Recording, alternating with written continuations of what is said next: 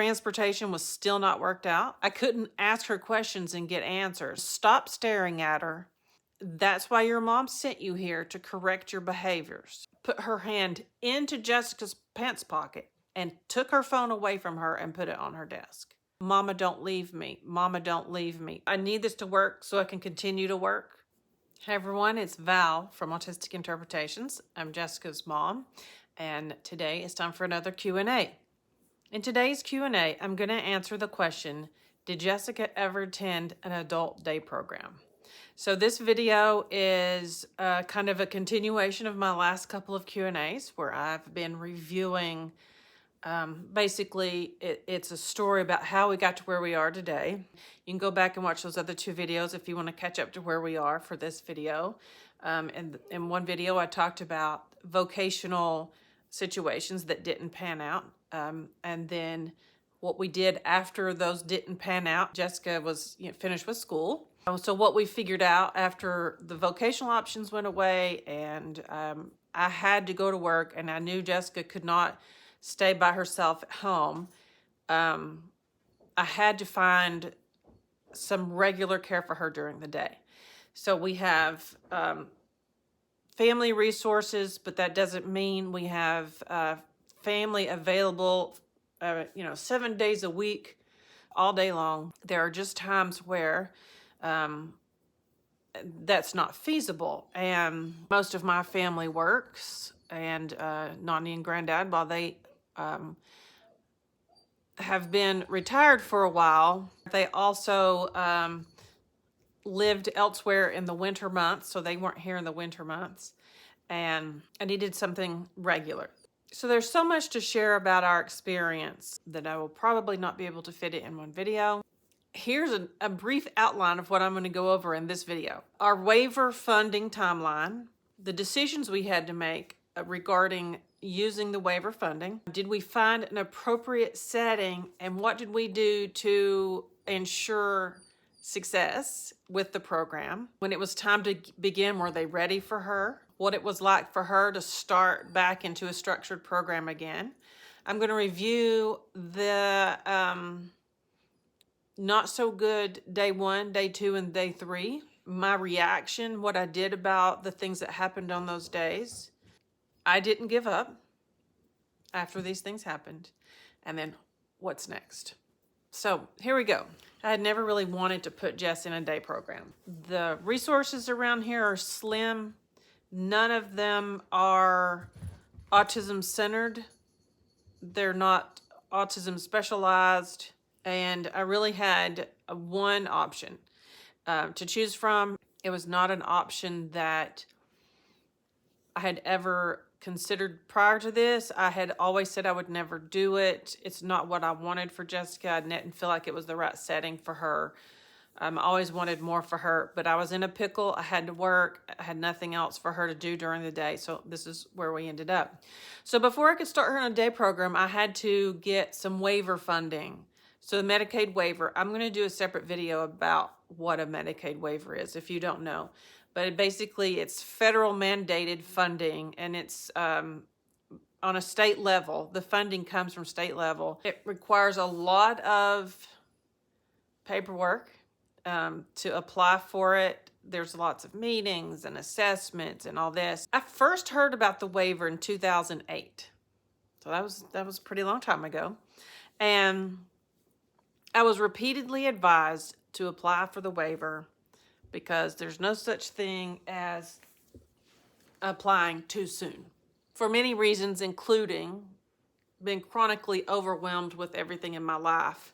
I procrastinated filling out the paperwork until one day I desperately needed the waiver, didn't have it, hadn't started on it, and was filled with regret that I hadn't done it already. I finally got the paperwork together and sent it in. That was in May 2012. Because of the nature of Jessica's disabilities, she was put on a short waiting list. 14 months later, so July of 2013, I was notified that money was available in the state and in the state budget, and that the request had officially been made for Jess to get waiver funding. We were real excited by this news, something we'd been waiting on for a long time. So that was in July. In December of 13, we were still waiting. Hadn't heard anything. So in February of 2014, we were finally notified that Jessica's funding was approved and released. Once it was approved and released, services could be set up. So then it became time to make decisions. And the decisions to make were, are we going to do a group setting, or are we going to do self-directed? And in self-directed, instead of going into a formal group setting, families or whoever's got directing for the client can build a program, individualized program for the client. So what we ended up deciding to do was to split Jessica's budget because of the number of days she wanted to attend the program. She didn't want to go Monday through Friday, all day, every day. She just wanted to go part of the time. So we divided the budget between part-time in the day program and part-time at home. So I would have a caregiver come into the house to help with her when she wasn't at the day program. It was a difficult decision to make because I'm, of course, protective of Jessica and always have been. And letting go and saying, okay, you can go to this day program where I don't trust anybody, because I don't trust anybody. It wasn't about the program. I don't trust people. Experience over the years had taught me not to trust. But Jessica was involved in the decision making, and she voiced for herself that she wanted to socialize and that she wanted to help others. She wanted some structure. She wanted to go back to a school type setting. So even though I had said I would never do it, I decided we would check into it. So around mid-March, we went back to this school for a tour, to talk to people, to see what Jessica thought about it, to see what I thought about it. I had visited 2 other times, and the other two times I visited, I just never pictured Jessica being there. But on this last visit, when we went on the tour, we got a really nice tour. Jessica was involved. She asked questions. They interacted with her, and it went great. I felt hopeful. I felt like this was something that could work out. They acted like it would be no problem to build a program for her that would work for her and involve her in ways that would make her feel like she's giving, being helpful. What we had presented to them was, can we find a place for her where she feels like she's being a caregiver? So instead of feeling like she's going to school and under somebody else's thumb, she's going to school to be a helper, to be a caregiver. I'm trying to film this while looking after 4 dogs, and it's quite challenging. So for example, we were told that she could be placed in a room where she could be utilized as a helper, and even go on field trips to help other clients. We emphasized the importance of Jess feeling like she was being useful and helpful and caring. And our goal in interacting with the school was to let them know the best way that they could ensure success for Jess to continue to be a client at their facility. And we gave as much information as we could to help them be successful. And we continually emphasized that it had to get started correctly. If it didn't get started correctly, if things didn't go right the first week, it's doomed. We talked about the importance of the right teacher, the right classroom, the right role and responsibilities. We talked about her phone and the fact that the only way Jessica would agree to go to school there and that we would agree to let her is if she could keep her phone on her at all times. It is her lifeline. It is her way to contact me. I can communicate with her when nobody else can. I understand what she's trying to say. A lot of times people don't understand that.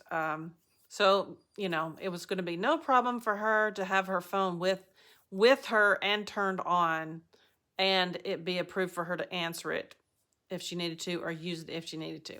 These were critical points that we made. Another real positive for Jessica that she was excited about, their cafeteria is more like a food court where you could go choose this or choose that, and you have a lot of options with your food.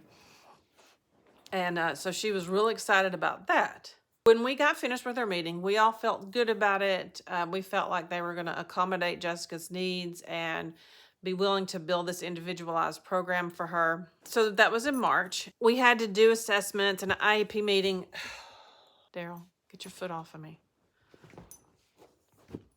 We had to do assessments, an IEP meeting, stuff like that. Just more paperwork, always red tape. And so she started asking me multiple times a day, when is she going to get to happen? When is she going to have these meetings? She was ready. It was the end of March before we finished all of our meetings. Our support coordinator contacted the school and said, okay, we've got our ducks in a row. We're ready to get scheduled at your school to do the final ISP meeting there. A month passes and she gets no response from the school. Even though Jessica had really been looking forward to it, a month of asking me several times a day when things are going to happen and they don't happen, she starts to have a negative reaction. She's having anxiety about it. And so it's connecting it all in a negative tone. 2 months after our coordinator reached out to them at the end of May, we had our meeting. Everything's ready. Everything's approved. When can she start? And the answer I got was that they were waiting on transportation to be in touch, their Department of Transportation, to be in touch with them and give them a date and time that they could start coming to pick her up. But they suggested in the meantime that we could bring Jessica back to the school to meet some more people and get more familiar with the setting. And so that's what we did. And during this visit, we again had extensive conversations about creating an environment for success, the extreme importance of placement, and a smooth start. So finally, Jessica was scheduled to start on June the 16th, 2014. So with no details and 3 days to go, I emailed the school and said, who is Jessica's teacher going to be? I wanted to talk to Jessica about who it was, the person's name, and that kind of stuff. These are the people I talked to about the importance of placement, the importance of a smooth start, all of that. I emailed these people, and the answer was, I'm not sure who her teacher is. I know that she's in classroom X. Maybe I can look at a list Monday morning and figure it out. I was so disappointed. I really needed this to work for one reason. I had a new job. I was scheduled to go for training out of town the next week.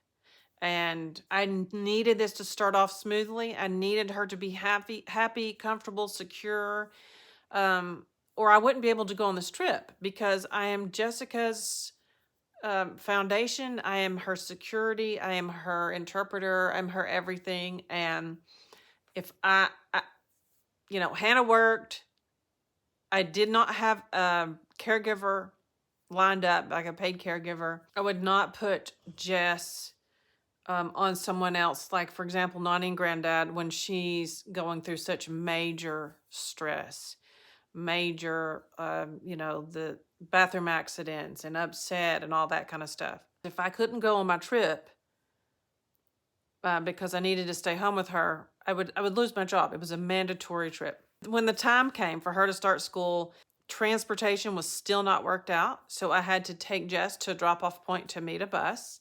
During the day, I only got one phone call from her, and she was okay. She was a little bit stressed and anxious, but wasn't really able to express to me what it was. So y'all have heard me talk a lot about Jessica's communication disorder. What you may not realize, what you see in videos currently, Jessica has grown immensely in her ability to communicate since back then. She still could not come home and tell me things. I couldn't ask her questions and get answers. It's just like pulling little bits and pieces at a time.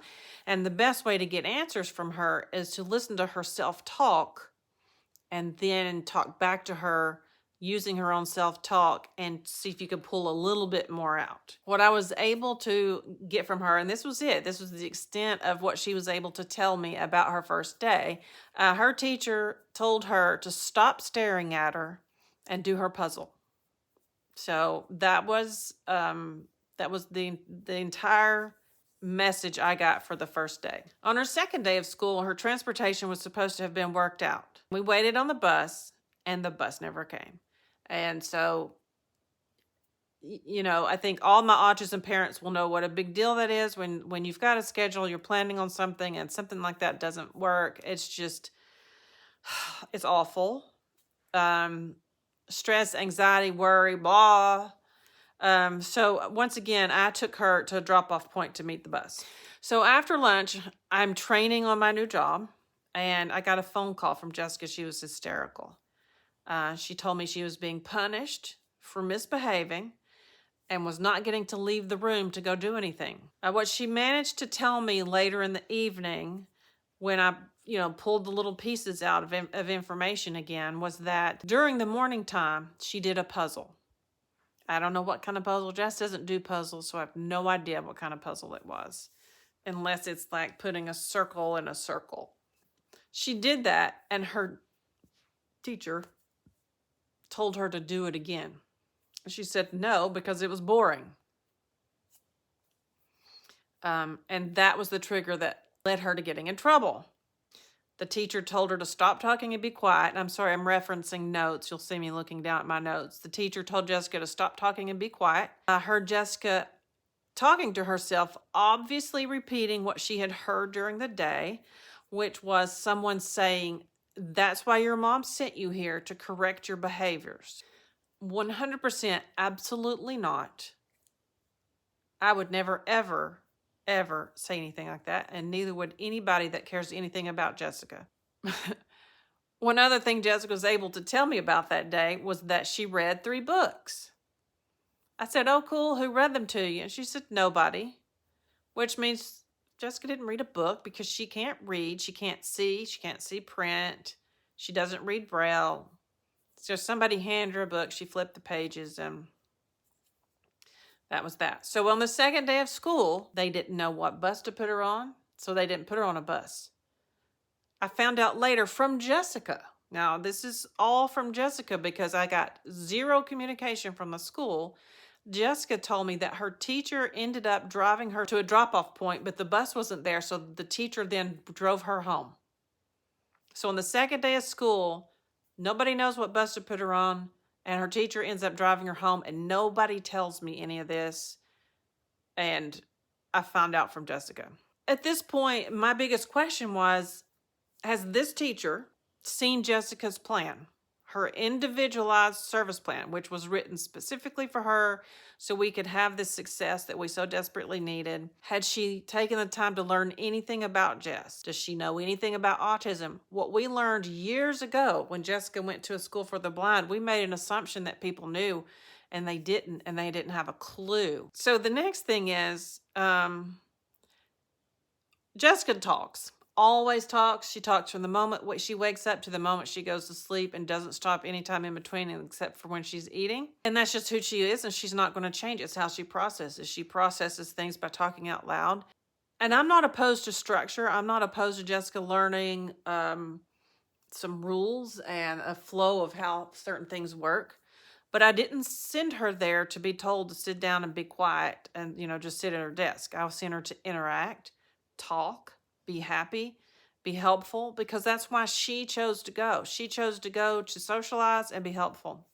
So instead of her being happy at the second day of school, I was consoling her.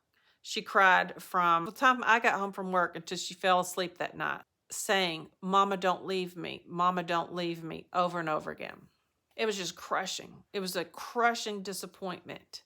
But still, I needed this to work. I needed my job. At this point, I was 4 days away from leaving to go on my trip. I was counting her being at school the following week. So here's what happened on day 3. If you know anything about Jess, you know her phone is extremely important to her. So it's one of her prized possessions. She doesn't ever like to be without it. What she wears during the day depends on if it has a pocket or not. If we're going anywhere, she won't wear clothes that don't have pockets. We're not allowed to touch her phone unless she asks for help, because she's afraid that we'll mess up the phone numbers. It's just a source of major anxiety if we have to actually touch her phone. like I said, it's her lifeline. It's her lifeline to call me and to call. We had, at the time, she had a flip phone, and we had speed dial programmed into her phone. So various people that she could call if she needed to. And there was a reason we made it very clear that she would be allowed to take her phone to school and use her phone at school, because it was that important to her. If she couldn't have her phone, she wouldn't have ever agreed to go to the school or wanted to be there. So on day 3, I got a call from her by 8:50. It was only 15 minutes after she had arrived at school. She was sobbing uncontrollably, and between these episodes of sobbing, she managed to tell me that she had gotten into a disagreement with her teacher, and the teacher had taken Jessica's phone away from her.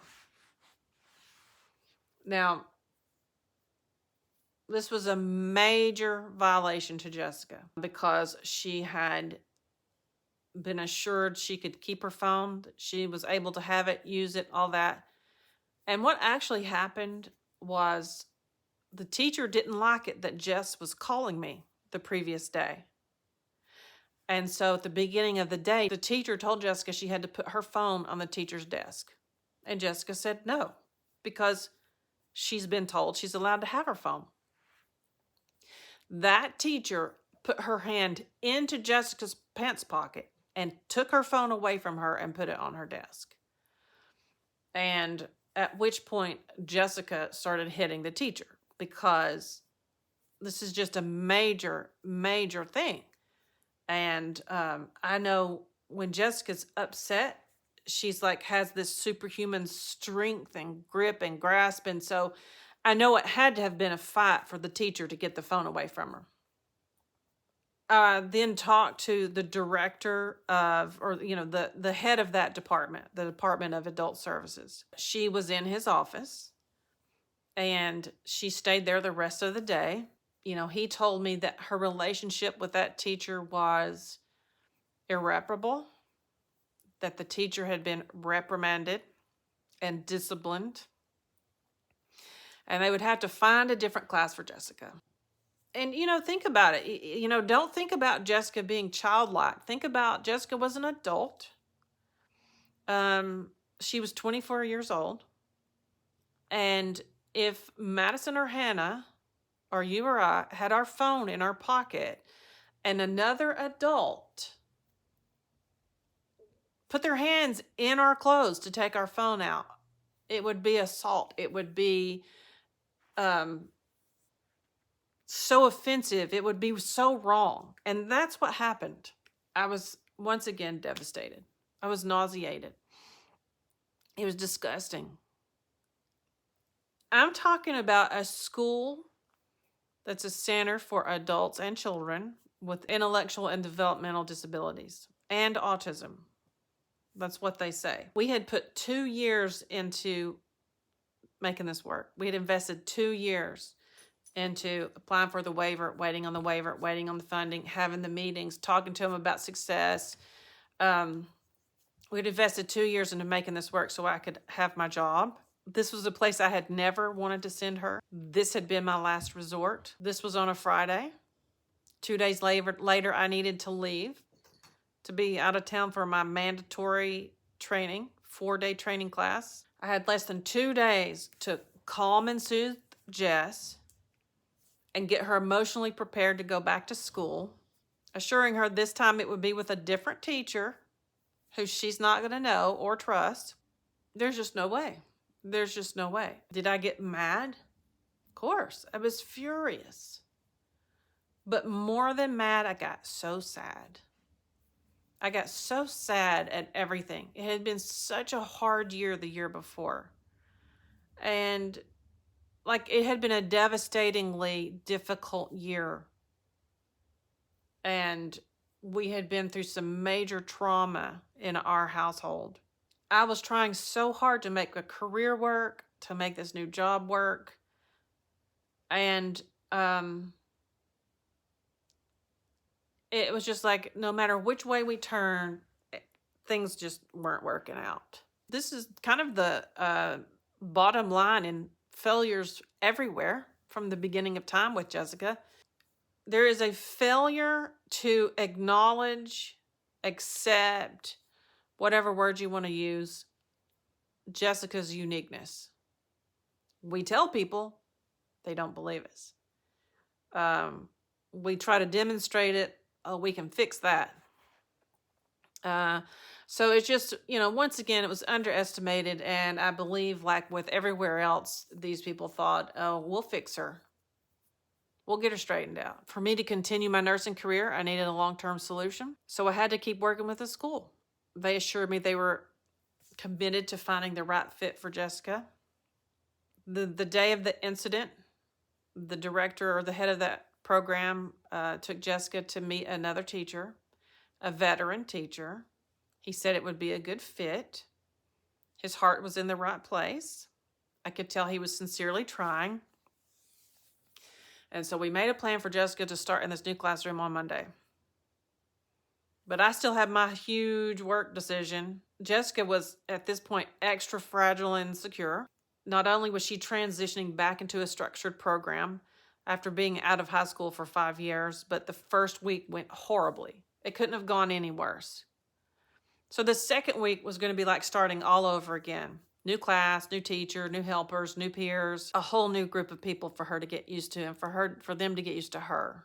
On top of all that, if I left to go out of town for the week, 100% disrupting her routine and just like emphasizing her insecurity, she wouldn't make it. That classroom wouldn't be successful. That week wouldn't be successful. I just didn't have anybody I could leave her with under the circumstances, with her being in such a bad frame of mind. Looking at the big picture of the long-term picture of I need this to work so I can continue to work, I had to resign from my job. Was there any way for them to understand that this was something 2 years in the making and it was just horrible timing? And the answer to that is no. They did not care. I had been telling them those things. I had been communicating those things. I had been giving them a heads up that things were headed in this direction, and they did not care. They did not care. My coworkers cared, like my peers cared, but my manager and my director did not care. And they said, if you can't go to the training, you need to turn in your resignation. That's what I did. So I went in Monday morning. I got all my stuff out of my office and walked out the back door. Never looked back, never had regrets, never missed it. Thankful that it worked out that way, because it was not a family-friendly place to work. And that doesn't fit my life. So I have to stop here. This is so long. So I'm going to pick it back up where we start the second week, and Jessica's got a new teacher, new classroom, new peers, veteran teacher, and tell you how it went after that. Maybe there's hope. Thanks for listening. I know this is long and drawn out. It's hard to tell so much of a story. There's so much to tell. So anyway, stay tuned. I'll tell you what happens next. If y'all have questions, put them in the comments below. Maybe they'll be answered in the next video. Thanks. Until more soon.